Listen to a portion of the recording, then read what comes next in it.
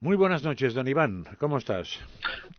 Muy buenas noches, José María. Un placer, como siempre, compartir un rato de radio contigo. Que no es la primera vez, ya llevamos No varias es tú la y yo. primera vez, no. Te Sí, es presento, verdad, es te verdad. presento porque te he presentado en la primera parte del programa, pero para que quede constancia de con quién hablo, por si alguien se ha apuntado ahora, es Iván de Vargas. Eres periodista especializado en Oriente Próximo y testigo de la persecución religiosa en distintos lugares. Testigo, o sea, no, testigo en sentido estricto, porque al menos Sí, la última vez sí, que te entrevisté acababas de venir de un sitio, diríamos, tan pacífico como era Siria e Irak. sí, efectivamente. Como bien dices, José María, dedico bastante de mi tiempo a visitar estos lugares donde los cristianos son perseguidos, y en Oriente Próximo ciertamente la persecución es grande, ¿no? Y bueno, en Irak o en Siria, pues los cristianos no lo están pasando especialmente bien. Y yo estoy en contacto con ellos constante. Y bueno, ellos me presentan muchas veces, y a mí me da mucha vergüenza, pero me presentan como que soy su embajador, ¿no? Que Sí. soy el que les doy voz. Claro, porque a ellos les cuesta mucho que se les oiga y necesitan personas, pues eso, que les puedan dar voz y que puedan contar sus historias, que son realmente conmovedoras, ¿no? Para situar un poco, porque yo ya sé que nuestro público es de lo más culto, pero igual se nos escapa alguien que no tiene todas las ideas claras. El cristianismo, ¿m? El cristianismo, Sí, y el catolicismo en concreto, pues nacen en una zona que es Jerusalén y el entorno, pero donde inmediatamente se prolonga, donde inmediatamente va a parar, es entre otros sitios Damasco, etcétera, etcétera. Es decir, exactamente eh, las zonas en conflicto. esto es, efectivamente. Las primeras comunidades cristianas y el propio nombre de cristianos nos viene dado bueno, pues en Antioquía. Antioquía ahora es Turquía, pero en la antigüedad era Siria. Y efectivamente en Damasco, bueno, pues fue donde se convirtió San Pablo, Por ¿no? Pablo de ejemplo, Tarso, y hay comunidades cristianas desde el primer momento, con lo cual efectivamente es la cuna del cristianismo. Oriente Próximo es la cuna, podemos decir con total certeza histórica, que es la cuna del cristianismo, sí, ¿no? sí, Y ahí desde se allí, conserva, dime. ahí no digo que allí se conserva el idioma que hablaba nuestro Señor Jesucristo, ¿no? Jesús hablaba el arameo, y en Siria, en concreto en la zona de Malula, se sigue hablando el arameo, ¿no? Ese idioma, bueno, que tiene más de 2000 años, ¿no? Sí, y digo Y que si repasamos la historia de Jerusalén, o sea, de lo que es ahora Israel, que en aquel momento era Palestina, pues se expande a Oriente Próximo y se expande a Roma. Curiosamente, el foco de Roma es el que ha dado lugar a medio mundo cristiano o medio mundo católico. Y el otro foco es el que no ha despertado casi nunca. Supongo que no simplemente porque hubiera menos gente, sino porque algo ha pasado por ahí. bueno, fíjate, la persecución a los cristianos es algo que se da de forma cíclica y que no es algo actual, sino que se lleva produciendo desde el primer momento. Bueno, el primer perseguido fue Jesús, ¿no? O sea, todos recordarán la narración, ¿no? De los santos inocentes. Todos recordarán cómo José, María y Jesús, la Sagrada Familia, tuvo que huir a Egipto, ¿no? La persecución se da, como digo, desde el origen, ¿no? Bueno, en Oriente Próximo los cristianos estaban desde el primer momento, como hemos dicho, y los problemas empiezan a partir del siglo VII, cuando bueno, pues, surge una nueva religión que es el Islam, ¿no? Y a partir de ahí, pues, distintos grupos radicalizados han querido echar de su tierra, porque los cristianos estaban antes que ellos, han querido echar a los cristianos y en eso están, ¿no? O sea, el plan precisamente consiste en eliminar todo rastro de cristianismo en Oriente Próximo y dicen los cristianos, iros de aquí, iros a Occidente, y los que os queráis quedar aquí, pues lo vais a tener complicado, ¿no? O sea, porque os vamos a ofrecer dos posibilidades o tres, ¿no? Una posibilidad es que os convirtáis al Islam, con lo cual no tenéis ningún problema. La segunda posibilidad es que os matemos, y así ha sucedido en muchos casos. O la tercera es que os vayáis, ¿no? Que también se ha dado, ¿no? Y eso que cuentas no está en un libro, no es teoría, eso lo has vivido. Sí, sí, sí. Yo he estado en los lugares que han sido profanados por el Estado Islámico y por otros grupos radicales, por otros yihadistas. He visto iglesias quemadas, he visto símbolos religiosos destruidos, y he visto personas que han sufrido las consecuencias, ¿no? Por ser fieles, ¿no? Por querer seguir siendo cristianos en tierras en las que ahora son minoría, ¿no? Sí, sí, y les han dicho eso, o sea, te ha contado gente que eso que me estás explicando no es la teoría, sino que es la Bueno, práctica. te puedo contar con nombres y apellidos, ¿no? Te Por puedo eso es contar que, casos concretos, ¿no? como lo sé, O sea, quiero que lo escuche la audiencia, que no eres un teórico del mira, tema, sino que te lo han contado ellos. A mí me han pues dicho mira, tal. pues mira, te voy a contar lo que me contó, por ejemplo, Pascal y su marido William, en una ciudad antiquísima que se llama Karakosh, en Irak, en la llamada llanura de Nínive. Nínive actualmente se llama Mosul. Quizás nuestros oyentes hayan oído hablar de Mosul. Bueno, pues Mosul es la antigua Nínive, o sea, donde hay cristianos desde siempre, ¿no? Pues Pascal y su marido William cuentan cómo es la irrupción del Estado Islámico en la llanura de Nínive, cómo sus propios vecinos les dicen: llega el Estado Islámico. Ellos tienen 2 hijas, y sus vecinos musulmanes les dicen: nuestras guadañas están más afiladas que las espadas del Estado Islámico, os ofrecemos morir con nuestra guadaña y nosotros nos ocuparíamos de vuestras hijas, para que puedan tener un futuro, y de vuestras propiedades.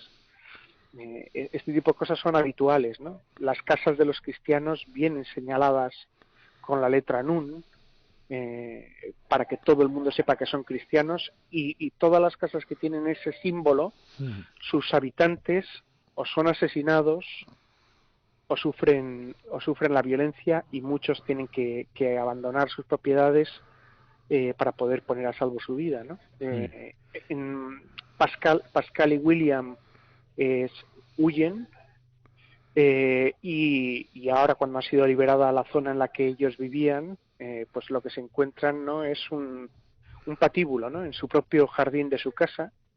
Yo lo he podido ver con mis propios ojos, ¿no? El patíbulo está hecho con una cortina, y ahí es donde han colgado a muchos de los vecinos, ¿no? Les subían en una banqueta, les ponían la cortina alrededor del cuello y le daban una patada a la banqueta. Sí, o sea, que no es un Bueno, pues sistema ahí los iban. barato. Sí, un sistema realmente barato, ¿no? Y tenían pintadas en su casa, ¿no? Los próximos seréis vosotros, ¿no? Con vuestra sangre nos alimentamos. Bueno, gente bastante. Eso, Iván, ¿es cuantificable un poco? Pues sí, mira, yo te voy a contar, por ejemplo, en el caso concreto de Irak, antes del 2003, cuando llegaron los americanos, había 1,5 millones de cristianos en todo el país. En la actualidad no llegan a los 200.000. Vale, es que es un dato muy ilustrativo. Están apareciendo constantemente fosas con cientos de cadáveres, ¿no? También se puede contar que con la irrupción del Estado Islámico en el verano de 2014, de la llanura de Nínive tuvieron que huir 120.000 personas, ¿no? Muchas todavía viven en campos de refugiados o de desplazados en el norte, en el Kurdistán iraquí. Ahora, poco a poco, se está volviendo a las ciudades que fueron, bueno, pues totalmente destruidas y totalmente, sí, donde se hicieron auténticas barbaridades, ¿no? O sea, no ha quedado ni una sola iglesia en pie, todas han sido profanadas, incluso los cementerios han sido profanados. No han dejado ni una sola imagen ni una sola cruz. Entonces, Y ahora, bueno, se está en este proceso de reconstrucción. Han vuelto a unas cuantas familias, pero todavía hay mucho miedo, ¿no? sí, pero Porque entonces, por aunque se ha ejemplo, dicho dime, Sí, perdón. esta familia que me decías tú, Sí, sí. vuelve a su casa, encuentra el patíbulo, pero sobre todo encuentra a los vecinos que le dijeron lo de las guadañas, ¿no? Entonces, Sí, sí, cómo se convive con esa gente? pues mira, te voy a contar una cosa que para mí es lo más conmovedor y lo más emocionante, que solo se puede entender desde la fe, José María, pero ellos creen en el perdón, ¿no? Y este es un Ahí te quería tema llevar yo. muy potente, ¿no? Creen realmente en el perdón. En el mundo de Oriente Próximo el perdón no es entendible, ¿no? Digamos, musulmanes y judíos creen en el ojo por ojo, diente por diente, ¿no? El cristiano no, cree que tiene que perdonar y amar a sus enemigos, ¿no? Dices, Y lo que y lo que y lo que está trayendo progreso, lo que está trayendo un cambio, lo que está trayendo la paz es precisamente ese perdonar sin esperar nada a cambio de esta gente que ha sufrido un auténtico genocidio, ¿no? Y que mira a los ojos de la gente y les dice, sabemos que era una situación complicada, que os veíais obligados, que también vuestra vida estaba en peligro, porque ha habido, y esto hay que decirlo también con honestidad, ¿no? Ha habido musulmanes que han protegido y que han escondido a cristianos, ¿no? Quienes lo han hecho y han sido descubiertos también han sido asesinados como los propios cristianos, ¿no?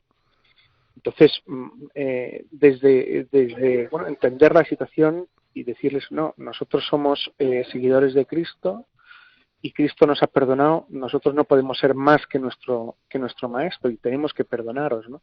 Y viven esa realidad y la gente incluso se pregunta, ¿no? O sea, que es muy sorprendente, ¿no? O sea, te hemos estado haciendo todo tipo de perrerías, nos hemos quedado con tus propiedades, hemos saqueado tus cosas y con una sonrisa nos perdonas, ¿no? O sea, ¿qué es lo que hay detrás de todo esto, ¿no? Y uno de los frutos están siendo las conversiones, aunque esto es un tema muy silenciado y es un tema muy delicado, pero el testimonio de los cristianos está provocando que musulmanes que no entienden la violencia, que no entienden todas estas cosas, se hagan preguntas profundas y bueno, pues encuentren también el cristianismo, ¿no? más o menos en el relato medio histórico que me has hecho, me vienes a decir que el problema es la aparición del Islam, o cuando se produce la inflexión, es la aparición del Islam. Entonces Sí, aquí tenemos un problema, que ¿es incompatible el Islam con el cristianismo? ciertamente es incompatible, porque digamos que todas las barbaridades que ha hecho el Estado Islámico, todas las barbaridades que hacen los yihadistas, eh, bueno, pues están contenidas en el Corán y en la Sunna, ¿no? El Islam es una religión de conquista. Sé que lo que estoy diciendo es políticamente incorrecto, pero es la realidad, Pues, ¿no? Esta ¿qué es le la vamos a realidad. hacer? Más políticamente incorrecto será el hacer eso, ¿no? Más que decirlo. Sí, no, la realidad es esta, ¿no? El Islam es una religión de conquista que lo que pide es la sumisión. Y los infieles tienen solo dos opciones: convertirse al Islam o ser pasados por la espada. Y Infieles, esta la... infieles tanto, diríamos, no islámicos como gente suya que no sea fiel al Islam. Sí, todo, o sea, quiero decir, todo el que no vive el Islam y los dictados del Islam es pasado a la espada. O sea, no hay misericordia. O sea, esto es algo tal cual, ¿no? O sea, todo el que no piensa como ellos es infiel. Sí, te lo digo porque un argumento que habrás oído mucho en España sobre el tema del Islam es que cuando se intenta quitar hierro a la cuestión y desislamizar el tema, se dice, hombre, que ellos también sufren a los mismos extremistas y de hecho hay más muertos en sus filas por culpa de los yihadistas que no en las filas de Occidente. Claro, pero forma parte del mismo paquete. Es decir, son aquellos que no siguen aunque sean de su misma raza o de su misma religión. Estoy hablando de eso. Sí, sí, te entiendo, José María. O sea, la realidad es que el auténtico Islam es el de los yihadistas. Esta es la verdad. O sea, yo no he visto a ningún líder musulmán que condene con claridad todo lo que están haciendo, ¿no? Ellos, los yihadistas, los que ponen bombas, los que se suicidan, los que matan a los cristianos, o sea, están viviendo al pie de la letra los dictados del Corán y de la Sunna, ¿no? De hecho, y esto yo creo que es muy importante que lo sepan nuestros oyentes, todo musulmán es susceptible de radicalizarse. Es decir, los que no hacen estas cosas es porque son malos musulmanes y así son considerados. Y como son malos musulmanes, sufren el mismo castigo. Vale, pero en una entrevista que me hiciste, yo hablaba de que es importante que las posiciones moderadas del Islam prevalezcan. Sí. En este momento esas posiciones son consideradas heréticas. O sea, no dirías eso porque, bueno, dirías eso, pero que lo es muy difícil, porque, o sea, realmente, que yo a veces lo que he pensado, pero quiero preguntar a la gente que conoce, un islamista o un señor que viva el Islam, diríamos, no radical, debe ser un mal islamista. Es un mal musulmán. Sería como un católico no practicante, como Esto es. Una cosa así, ¿no? Esto es. O sea, un tibio, un católico tibio sería un... Sí. Vale. Esto es, efectivamente, así de claro. O sea, un musulmán moderado es un mal musulmán. A los ojos de la corriente dominante, que es una corriente, pues eso, totalmente radical, ¿no? Como tú bien sabes, José María, dentro del Islam hay corrientes, ¿no? Sí, sí.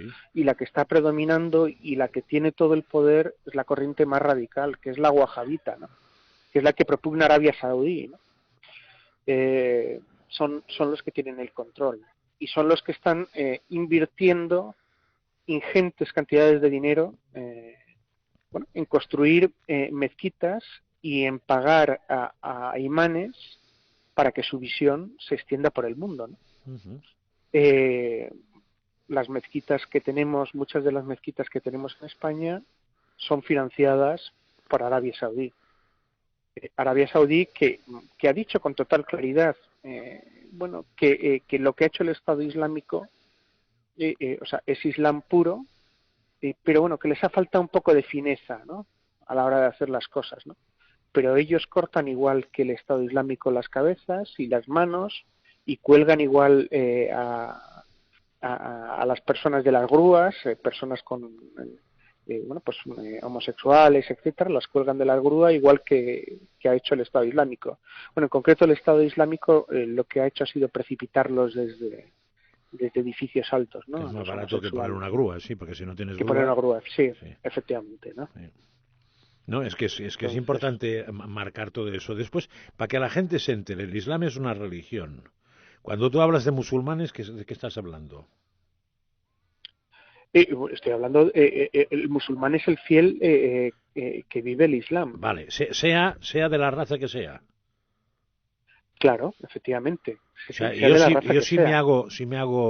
si a partir de hoy tiro la Biblia y cojo el Corán, es decir, me paso al Islam, seré musulmán. Eres musulmán, eres musulmán de religión, Y efectivamente. seguiré siendo occidental, o sea, no seré ni árabe, Sí, ni bereber, ni nada, sino que simplemente seré tal. claro. Vale. Esta es otra cosa que es importante aclarar, José María, es que hay árabes que son cristianos Ujú. y que hablan árabe. O sea, en árabe Dios es Alá, Sí, ¿vale? O sea, el cristiano cuando reza a Dios y es árabe reza a Alá. Porque, quiero decir, ellos han querido, los musulmanes han querido difundir la idea de que el árabe es solo musulmán. sí. Y cuando hablan de Dios, hablan de Alá, y entonces Alá parece que es solo el Dios de los musulmanes.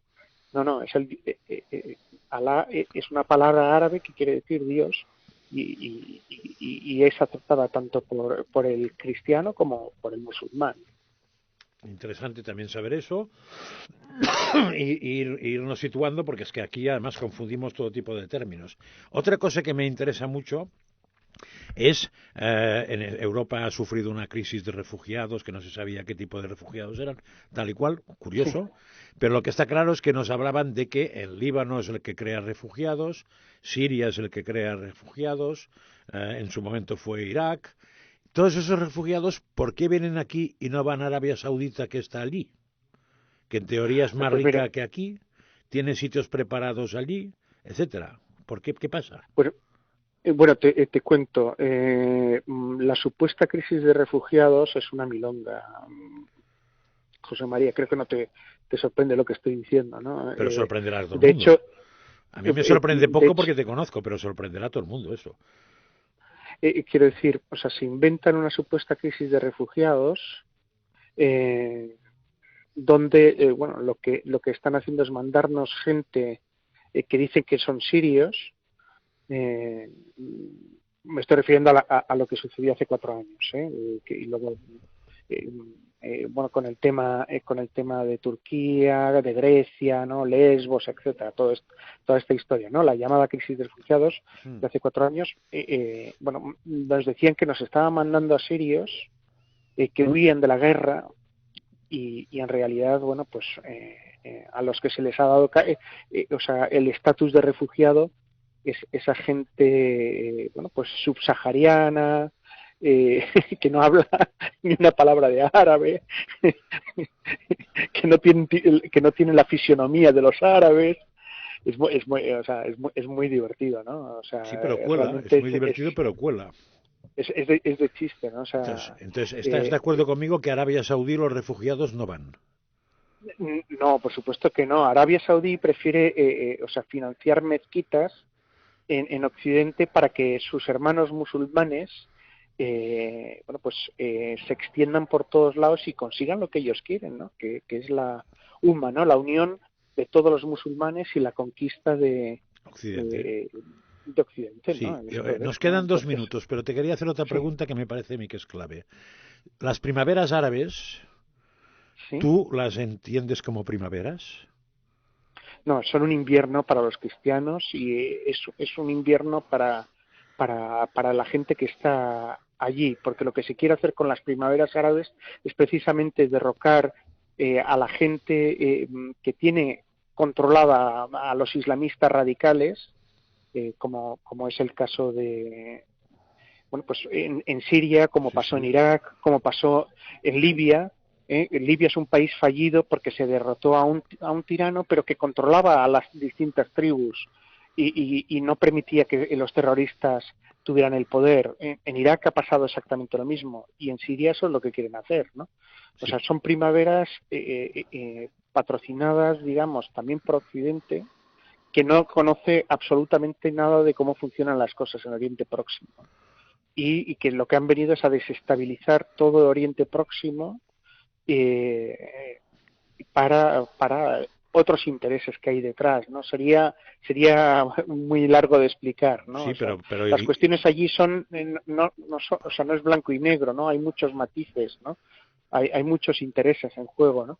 Pero como idea para nuestros oyentes, las primaveras árabes son inviernos para los cristianos, sí, eh, y lo que subyace detrás de todo eso es desestabilizar la zona para llevar a cabo otros intereses que no tienen nada que ver con la democracia, o sea, son intereses que tienen que ver con el poder y con el dinero, con negocios. Sí, o sea, Gaddafi, el presidente ahora mismo de Siria y eso, son dictadores, sí, pero diríamos dictadores, entre comillas, que consentían en muchos temas, y hemos pasado de estos a dictadores salvajes.